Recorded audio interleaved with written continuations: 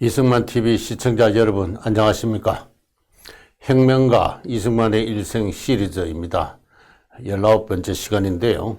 오늘의 제목은 역사에 대한 책임은 내가 지겠소. 1948년 2월경입니다. 이승만이 한 말인데요.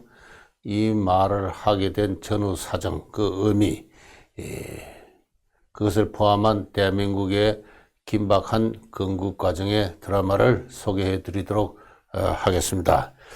지난 시간에 말씀드린 마지막 부분인데요. 제2차 미소공동위원회가 1947년 5월 달에 소집이 되었습니다. 그렇게 해서 한은동 만은동 서른 논쟁만 하다가 10월 달까지 이어지는데요. 최종 결렬되는 것은 10월입니다. 미소공동위원회를 통해서 미국과 소련이 협력해서 한반도에 민주적 임시정부를 세운다는 전망이 사실상 사라짐에 따라서 미국은 그와 같은 판단 위에서 당초 4개 강국, 미국, 영국, 소련, 중국의 회의를 다시 소집할 것을 요구를 했습니다만은 소련은 모스크바 협정에 위배된다 해서 이를 거부를 합니다. 이러한 소련의 태도가 확인되자 미국은 한국 문제를 미소공동위원회로부터 떼어내어 가지고 유엔으로 이관한다는 방침을 공식화를 하고 이를 소련에 통보를 합니다. 소련은 반발을 했지만 당시 유엔 총회는 미국의 리더십 하에 있었기 때문에 유엔 총회가 한국 문제를 심의하기 시작했고요. 다 잘 알려진 대로 1947년 11월이 되면은 유엔 총회는 한반도에 유엔 한국 임시위원단을 9개 국가로 구성된 유엔 한국 임시위원단을 파견하고 이 임시위원단이 선거에 필요한 한국인의 여러 정당 단체와 협의하고 해서 한국 전역을 자유롭게 여행하고 면담하고 감시하는 가운데 남북한 총선거를 실시한다. 1948년 3월 30일까지. 그리고 그 결과 국회를 소집해서 수립하고 이 국회가 중앙정부를 수립해서 당초 카이로 선언에서 약속한 자유롭고 독립적인 국가로 한국인을 만든다 하는 이와 같은 역사적 약속을, 국제적 약속을 이행한다는 겁니다. 이 약속을 이행한 다음에 중앙정부를 수립한 후 90일 내에 한반도를 점령하고 있는 미국과 소련의 양국 군대는 철수한다 하는 이와 같은 결의를 하게 되죠. 이 결의가 국내에 알려지게 되자, 북한에는 이미 돌이킬 수 없는 수준으로 이미 민주주의 체제, 다시 말해서 공산화를 가기 위한 제1단계 체제가 굳어진 만큼 아무런 어떤 혼란이 없었습니다만 남한에는 심각한 혼란이 발생을 했습니다. 우선 박헌영을 지도자로 하는 남도선 노동당은 이제 격렬하게 이후 무장투쟁으로 이와 같은 유엔 한국 임시위원단에 의한 선거의 시행을 거부하였을 뿐만 아니라 한국의 여러 정당 정치 단체들, 이승만이 지도하는 독촉국민회, 김구가 주도하는 국민회의 또는 한독당, 그리고 김기식이 주도하는 어떤 중도파 간의 미묘한 차이가 점점 심하게 확대되는 가운데 남한의 정치도 일대 혼란에 빠져들어가기 시작했다. 이렇게 이야기를 할 수 있습니다. 이때 이승만은 47년 12월 달에 그해 연말에 이 유명한 말을 합니다. 어느 신문 기자들과 인터뷰를 통해서인데요.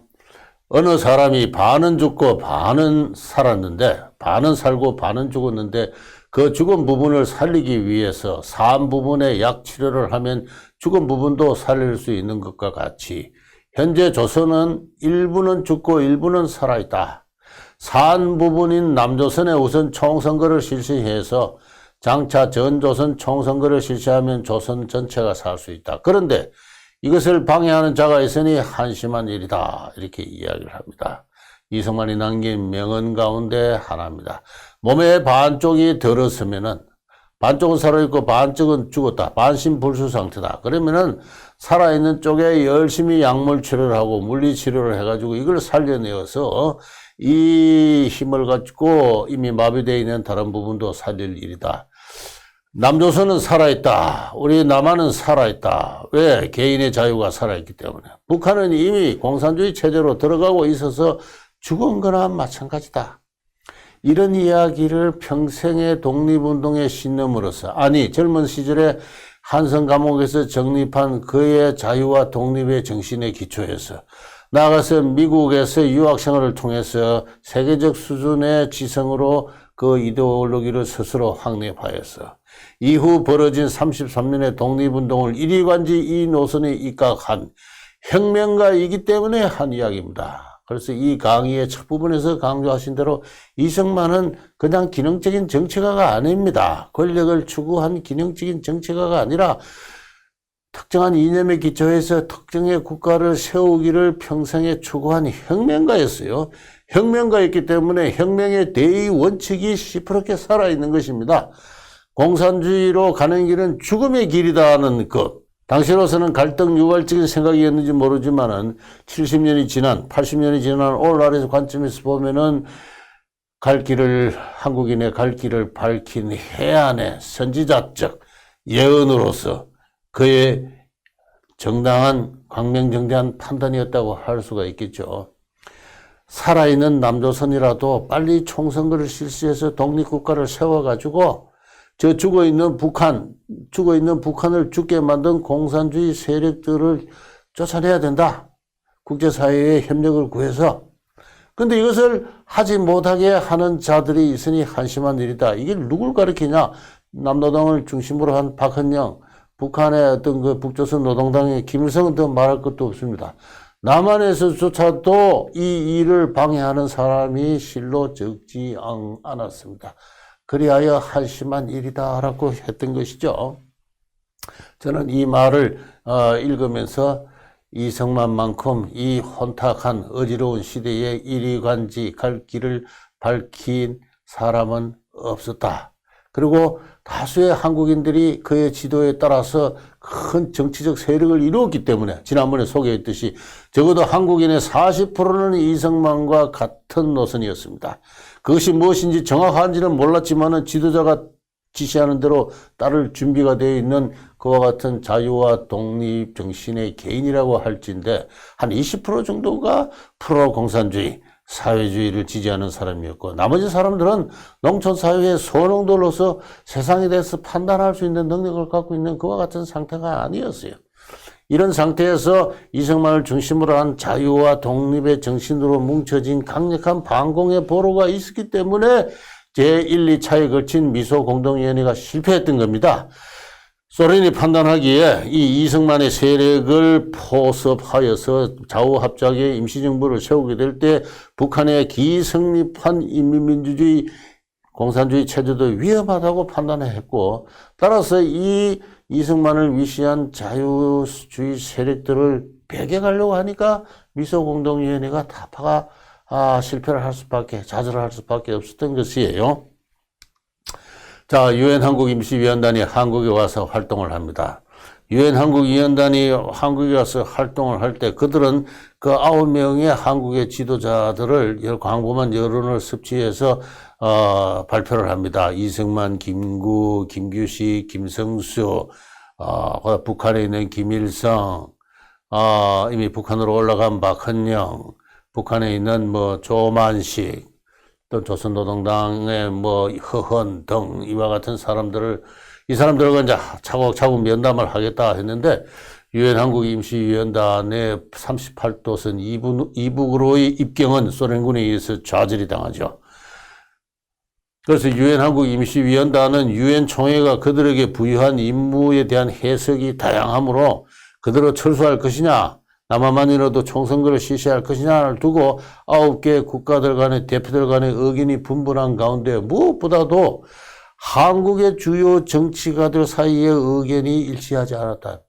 이승만은 우리가 유엔 한국 임시위원단이 와서 한국인 대표를 만날 때를 대비해서 미 군정이 이미 성립한 과도 정의원을 중심으로 해서 빨리 한국의 대표를 뽑는 어떤 총선거를 실시하자고 주장을 했으나 그 시기를 놓쳤다.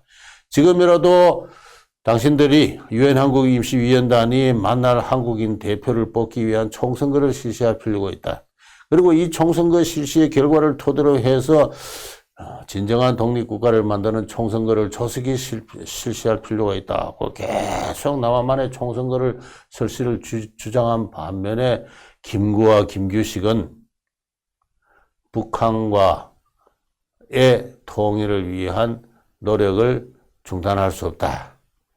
마지막이 될지 모르지만은 북한과 협의를 해야 된다라고 주장을 했고, 그리고 유엔 한국 임시위원단으로는 한국의 주요 정치인들이 이렇게 의견이 갈라져 있으니까, 크게 말해서 김구와 한민당이 김성수가 같은 의견이라면은, 이성만과 김성수가 같은 의견이라면은 김구와 김규식이 같은 의견이었습니다. 이런 상황에서 유엔 한국 임시위원단은 어떤 결정을 내릴 수가 없었고, 자기들에게 권한을 위임한 유엔 소총회에 다시 이 상황을 보고를 해서 지시를 받는다 해서 유엔 총회에 갑니다. 이 사진이 바로 유엔 한국 임시위원단의 맨원 의장인데요. 이 맨원 의장은 몇 가지 대안을 제시합니다. 남한만의 단독 총선거를 실시할 것인가? 아니면은 유엔 한국 위원단이 한국에서 아예 철수를 해버릴 것인가? 아니면은 나머지 한두 개 정도 더 대안이 있습니다. 이 네 가지 대안 정도를 내세우고 유엔 총회 결정을 기다리는데, 그러면서 그가 한 장문의 연설이 있습니다. 한국 남한의 정세에 관한 장문의 연설에서 맨원은 사실상 남한만이라도 선거를 실시해야 된다는 식의 권유를 합니다. 그 권유의 내용이 이와 같은 것입니다.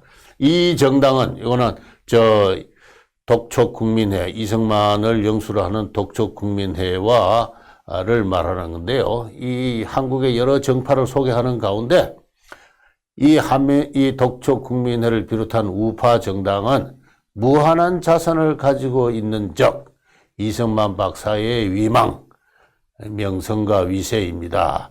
그의 연령, 학식, 그의 사회적 매력, 윌슨 대통령과의 교분, 그리고 조선 해방의 대의를 위한 그의 불굴한, 꺾이지 않은 평생에 걸친 일평생의 전지성, 전투적인 어떤 그 진치성으로 보아 네루 씨가 인도의 국민적 지도자인 의미에 있어서 그는 조선의 국민적 지도자일 수 있습니다. 인도에 네루라는 어떤 건국의 아버지가 있었습니다. 이 맨원 씨는 이 유엔 한국 임시위원단 활동을 한 이후에 곧바로 이 네루 정부의 외무장관으로 발탁되어 본국으로 돌아갑니다만, 인도인에게서 네루가 차지하는 그 지도자적 어떤 위치, 그 위망과 동일한 수준으로 한국인에게 있어서 이승만은 다른 누구와도 다툴 수 없는 아주 마술적 매력의 지도자다, 그렇게 이야기를 할 수 있습니다. 그러면서 여러 가지 요인들을 그렇게 열거를 하고 있죠. 그는 완강한 소련 당국의 태도로 조선의 통일은 가까운 장래에 불가능하다고 생각하고 있으며, 유엔에 의해 조선의 중앙정부로 인정받아야 할 남조선의 별개 정부를 먼저 수립함으로써만 통일이 성취될 것이라고 생각합니다. 이승만을 사람들은 극우 우익 노선이라고 생각합니다만은, 소련이 북한을 점령하여서 사실상 공산주의 체제로 기편성해서 그렇게 만들어가고 있는 상황이기 때문에 이승만이 불가피하게 그와 같은 어떤 그의 정치 이데올로기에 대한 어떤 규정을 받게 되었다. 그러나 객관적으로 따지고 보면은 이미 소련은 북한을 공산주의 체제로 만들고 편입시킨 소련의 완강한 태도로 보아서 조선의 통일은 가까운 장래에 불가능하다는 것이 그의 생각이고, 남한만이라도 빨리 중앙정부를 세워서 이 중앙정부로 하여금 여러 가지 권리를 부여함으로써 국제사회에 대한 교섭권을 부여함으로써 남북한에 걸친 통일정부를 구성할 수 있다. 이것이 이승만의 생각인데, 조금 전에 말씀드린 산자와 살은 반, 죽은 반 이야기도 마찬가지입니다. 맨원은 사실상 엄격한 중립적인 입장에서 보고서를 제출했지만 내용을 들여다보면은 이승만을 지지하는 그와 같은 연설을 했습니다. 그리고 이 연설을 받아들여서 유엔에 나와 있는 미국 대표가 메론이 제시한 여러 가지 안 가운데 첫 번째 안, 38도선 이남에만이라도 총선거를 실시해서 남한만의 정부를 수립하자는 그 안을 유엔에 결의하도록 제안을 했고 유엔 총회는 그것을 승인을 했습니다. 그렇게 해서 결국은 이제 건국 과정으로 총선거 과정으로 들어가게 되는데요. 이 메논이 유엔 총회에서 이와 같은 연설을 하는 바로 그날 그러니까 달력 날짜가 같으니까 한국이 좀 서울이 좀 시간이 빠르겠죠. 하지 군정장관은 남한이 이렇게 분열된 상태를 국제사회에 계속 폭로해서는 곤란하지 않느냐 이렇게 해서 이승만, 김규식 세 사람을 하지 장관의 관저에 초청을 합니다. 초청해서 3시간 동안 그들을 설득을 해요. 그래서 하지 장관은 남한만이라도 총선거를 실시하는 것이 좋다는 그 입장을 맹렬하게 설득을 했습니다만은 이승만만큼은 그의 동조를 했지만 김구와 김규식은 끝내 김구는 아무 말도 끝까지 침묵을 지켰고 김규식은 엉뚱한 다른 몇 가지 질문을 함으로써 그의 입장 표명을 하지 않았습니다. 이 사실을 지켜본 윌리엄 랭던이라는 하지 장군의 정치 고문이 있습니다. 이 윌리엄 랭던이라는 어떤 사람이 미국 국무장관에게 보낸 보고서, 그 다음 달에 작성된 보고서에 보면은 다음과 같은 이야기를 하고 있습니다. 하지 장군은 3시간의 시간만 낭비했다. 김구, 김규식 두 사람은 남한의 선거 말고는 해결책이 없다는 걸 알면서도 그러한 성명은 자신이 남한을 북한으로부터 단절시키려는 것을 조장하는 반역자로 낙인을 찍을 것이기 때문에 발표하려 하지 않는다.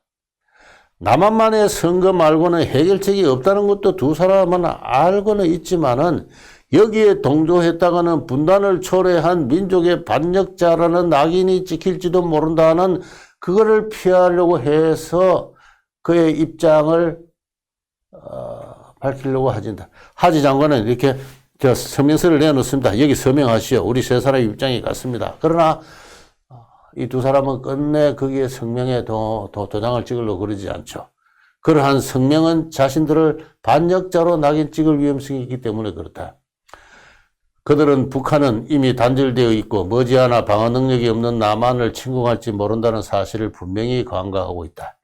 역사의 중대한 국면에 있어서 정치 지도자가 되어가지고 현실이 갈 길이 하나밖에 없다는 걸 알면서도 그것이 그들에게 어떤 가져다 줄 어떤 도덕적인 어떤 낙인이 두려워서 아무 이야기도 하고 있지 않음으로써 책임을 회피할 뿐만 아니라 이미 바깥에서 객관적으로 보기에는 북한이 이미 강대한 군사국가로 재편되는 가운데 조만간 남한을 침공하리라는 것은 뻔하게 누구나 쉽게 짐작할 수 있는 사실인데도 빨리 남한의 정치적 통일체를 구성을 해서 그의 대비를 해야 될 그런 상황에서 그들은 그 엄연한 역사적 그 구체적 현실을 무시하고 있다. 한마디로 말해서 무책임한 존재들이다 하는 이와 같은 이야기를 하고 있는 걸 볼 수 있습니다. 이에 대해서 바로 그 자리에서 이승만은 다음과 같이 이야기를 합니다. 김구는 아무 소리나 안 하고 있고 김규식은 자꾸 남한만의 단독 정부를 만든다고 해서 유엔이 이를 승인하겠는가? 예? 유엔의 소련이 피토권을 갖고 있지 않습니까? 또 유엔이 과연 한국을 원조하려고 하겠는가? 엉뚱한 이야기만 자꾸 해서 책임을 회피하고 있어요. 그래서 이승만이 자리를 팍 차고 일어나면서 한 소리입니다. 역사에 대한 책임은 내가 지겠소. 우리가 독립운동한다고 40년 동안 국제회의마다 액을 하고 다녔다. 당신들 나하고 잘 알지 않느냐? 지난 40년간 그렇게 했지 않느냐? 우리 같이 파리 강화회의도 가고 워싱턴 군축회의도 가고 제네바에도 가고 유엔 총회도 가고 우리 조선 독립을 승인해 주시오. 우리 말 좀 들어주시오. 액을 복구라고 다녔다. 그러나 독립할 수 없었다. 근데 지금 총선거를 치르면 조선은 독립한다. 반쪽이라도 독립한다. 반쪽이 아니라 제주도에서만이라도 정부를 세워서 주권을 갖게 되면 국제 무대에서 우리의 주장을 펼칠 수 있지 않느냐. 우리의 주장이 뭐예요? 그러니까 자유민주의 국가를 세운다는 우리의 주장인 거죠. 이 두 사람은 그런 주장이 없는 거예요. 그런 이념이 없는 겁니다. 그래서 망설이고 비난을 두려워하고 몸을 사리고 그리고 남북협상이라는 허황된 어떤 명분에 매달리던 것이죠. 그런데 이 권리를 통일이라는 꿈을 위해 평양을 가는 것으로 대신하고 포기하려 하는가? 당신들이나 하시오. 당신들이 옳다고 믿는 그 길로 가시오. 역사에 대한 책임은 내가 지겠소. 이 말은 엄밀히 말해서 그 당시 했는 말이라고 역사에 대한 책임은 내가 지겠소 이 말은 했지만 앞에 한 말은 여러 곳에서 한 말들을 이렇게 이정식 교수라고 미국에 계시는 분이 이렇게 종합해 놓은 겁니다. 그래서 이승만의 사자후는 역사에 대한 책임은 내게 지겠소 하는 그 사자후는 그 두 사람 들어 당신들이 나하고 같이 독립운동 한 사람이냐? 뭐 때문에 독립운동을 했느냐? 그걸 명확히 이야기해라. 이제 독립의 꿈이 코앞에 닥쳐 있는데 왜 그걸 포기하려고 하느냐? 이런 사자후를 통했는데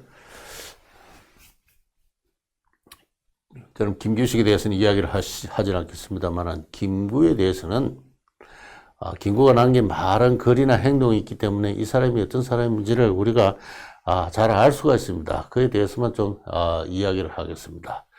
김구는 순수한 의미의 민족주의자였습니다.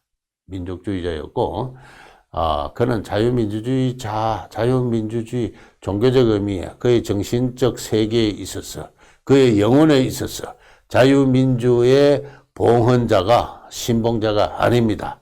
그렇다고 해서 그건 공산주의자도 아닙니다. 그는 평생 공산주의자와 투쟁을 한 사람이에요. 그러나 그 투쟁은 공산주의가 국제 공산주의에 꼭다시 노력하기 때문에 그것이 싫어서 그렇지.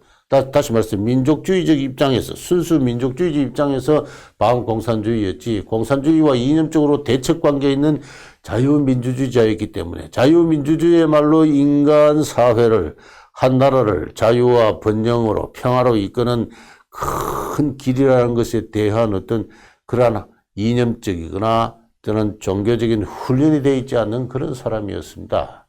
바로 그러했기 때문에 그는 역사가 그의 입장을 묻는 중대한 국민에 결국은 침묵할 수밖에 없었고 결국은 다른 길로 갈 수밖에 없었던 것이죠. 그 점에서 김구와 이승만은 다르다는 그 이야기를 제가 지금 하려고 하는 겁니다. 김구가 47년 2월 달에 발표한 3천만 동포의 경고함이란 것은 뭔가 이렇게 요사이 말로 경고가 아니라 경각심을 불러일으키기 위해서 고한다 그런 뜻입니다. 여기 보면요. 김구의 세계사 인식이 잘 나타나 있어요.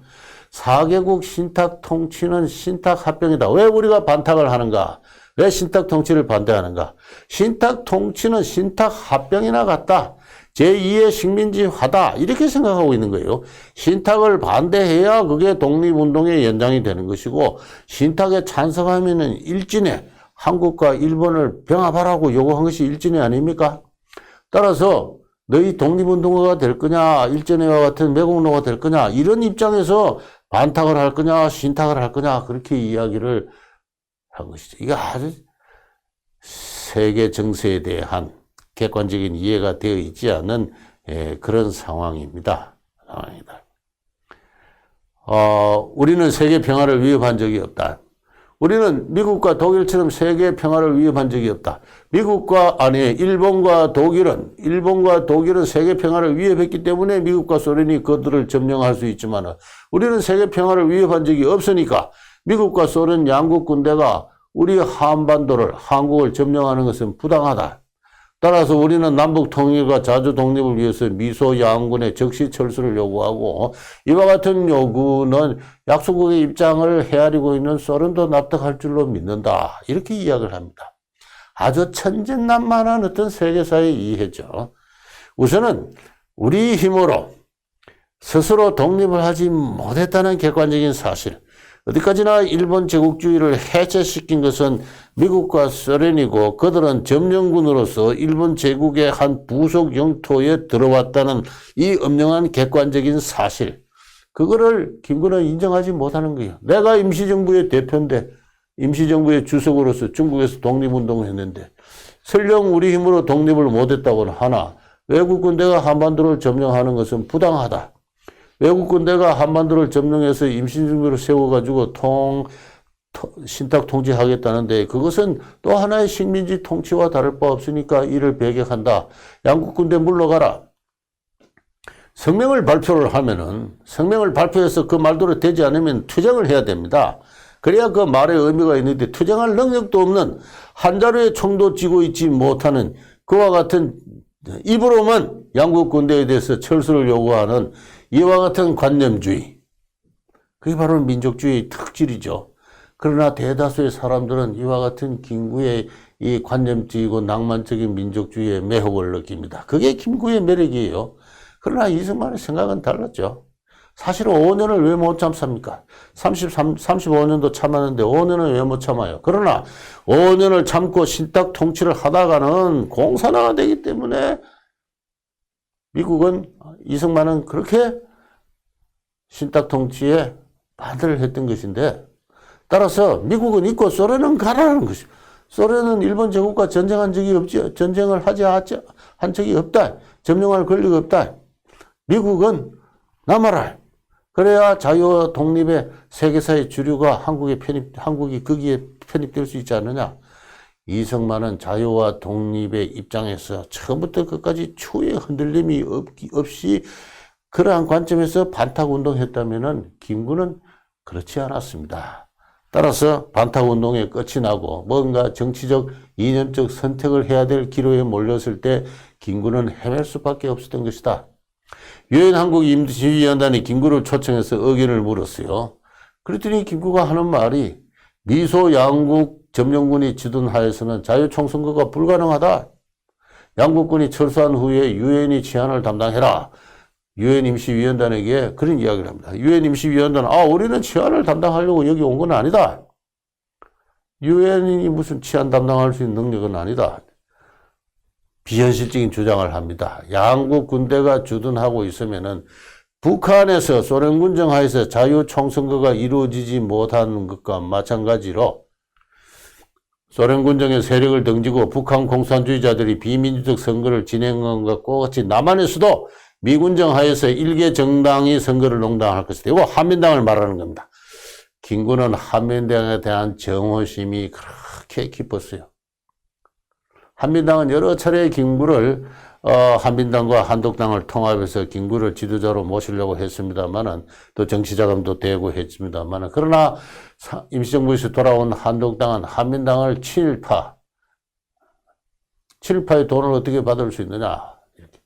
그들을 멸시를 하고 그들의 지도자를 암살을 하죠. 한독당의 열혈 당원들이 송진우 선생이 그렇게 돌아갔을 뿐만 아니라 이 47년 12월 달에는 한민당의 장덕수 선생이 이 김구의 한국독립당의 당원들에 의해서 암살이 됩니다. 테러를 받아서 자택에서 사망을 하죠. 미 군정이 그와 절친한 관계에 있는 장덕수가 피살이 되자 한독당의 수사를 진행을 하고 그 위급한 상황에서 김구가 최후의 배경으로 이렇게 지목되고 있는 그런 상황이었습니다. 이 사진은 장덕수의 장례식이 치러지고 있는 거기에 참여한 김구의 심각한 표정을 나타내고 있는데요.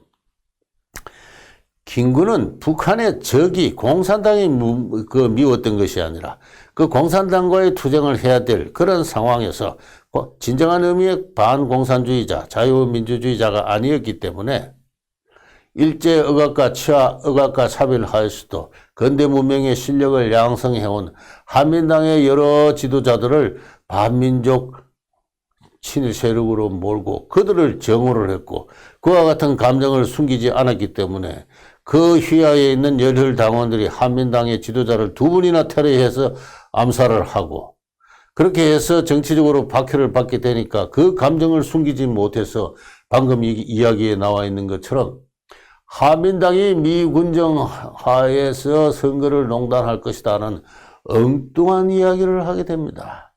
전혀 현실과 어긋나 있는 정치가가 현실을 떠나서 공상을 하게 되면은 잇따르는 그 후과는 감당할 수 없는 수준이죠.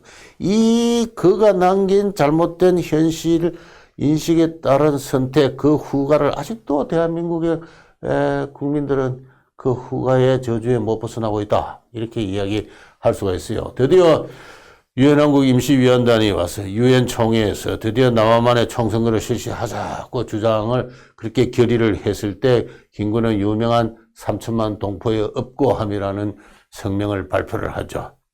미군 주둔으로 생명을 연장하려는 한민당을 이야기합니다. 태양을 싫어하는 박테리아와도 같은 도배들이 매국매족의 일진회식 선각자를 자칭하는 한민당의 무리가 통일정부의 수립을 두려워하고 있다. 왜 통일이 되고 있지 않느냐? 북한의 공산 세력의 그 책임을 물어야 될 사람이 남한의 동포를 지금 이렇게 비판을 하고 있어요. 막상 테러를 행한 사람들은 한독당이, 잘못한 것은 한독당이죠. 사과를 하고 위로를 하고 그렇게 해서 협동을 해야 될 사람들이 독립운동가라고, 독립운동 출신가라는 이승만의 표현에 하면 썩어 빠진 동아줄을 명분으로 삼아서 언제 끊어질지 모르는 동아줄에 매달려서 국내에서 일제의 억압과 차별을 버텨온 우리 근대화 세력을 이렇게 비판을 하고 있는 겁니다. 저는 이 성명을 자세하게 읽은 다음에 김구에 대한 제 애정이 사라졌습니다. 현실을 역사를 전혀 이해를 하지 못하는 사람이로구나. 우리의 최고 유일의 이념은 자주독립의 통일정부를 수립한다. 이건 누구도 못할 소리예요. 이를 위해 미소 양군을 철퇴시키며, 미소 양군을 철퇴하면 북한의 인민군이 저 강력한 소련과 중국의 이미 지원을 받아서 성립해 있는 저 북한 인민군 어떻게 할 겁니까? 남한에는 경찰밖에 없는데. 미소 양군을 철퇴시키고 남북 지도자 회의를 소집하자. 다음 유명한 말이 나오죠. 나는 통일된 조국을 건설하려다가 38선을 베고 쓰러질지언정 일신의 구차한 안위를 위하여 단독 정부를 세우는 데는 협력하지 않겠다. 단독 정부를 세우는 데는 협력하지 않겠다가 아니라 공산 정부를 세우는 데 실질적으로 협력을 할 방침을 밝힌 것이죠. 그런데 아직도 김구가 38선을 넘으면서 발표한 이 성명은 대다수 한국인들의 심금을 울리고 있습니다. 그렇게 해서 남한만의 단독 정부는 일신의 구차한 안위를 구하는 정치 지도자들이 만든 태어나서는 곤란했던 그와 같은 국가라고 생각을 하고 있죠. 김구가 던진 이 무책임한 낭만주의적 환상적인 민족주의, 그는 결국 그 길로 가다가 그의 당원들에 의해서 희생되는 운명을 맞이할 수밖에 없었습니다만은 그는 혁명가는 아니었습니다. 그는 순수한, 좋은 말로 표현해서 낭만적인 민족주의자였고 평생을 그렇게 살아오다가 공산주의와 자유주의의 이념의 대립 진영 중간에서 자유진영의 행과 노선을 같이 하다가 끝내 자유와 독립의 이념적 선택을 해야 될 그 순간에는 이러한 공상적이고 환상적인 어떤 선택을 함으로써 그리고 북한에 올라가서 남북 협상을 한다고는 했으나 실패했지요. 그래서 이승만은 평생동지의 김구를 향해서 이야기를 했습니다. 그렇게 두려운가? 당신은 당신 갈 길을 가라. 역사에 대한 책임은 내가 지겠다. 그렇게 이야기했고 그렇게 해서 이 대한민국은 이승만이 사자후를 통한 그 역사의 책임으로 세워진 나라. 다음 시간부터는 대한민국 건국과 건국 이후의 나라 만들기 혁명투쟁 이승만 12년간에 대해서 살펴보도록 하겠습니다. 여기서 마치겠습니다. 감사합니다.